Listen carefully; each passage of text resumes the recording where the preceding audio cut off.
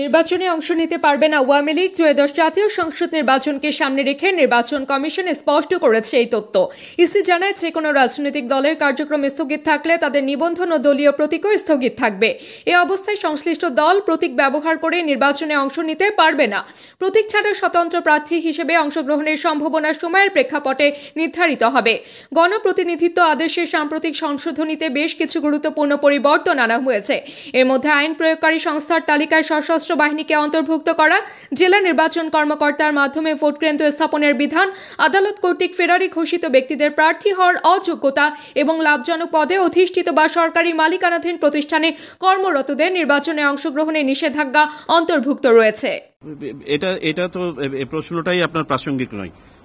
সেই রাজনৈতিক দল তার কোনো কার্যক্রম করতে পারছে না, সুতরাং তিনি সেই রাজনৈতিক দলের নাম নিয়ে কোনো ধরনের ইলেকশন করতে পারছেন না, সেটা সময়ই বলে দিবে।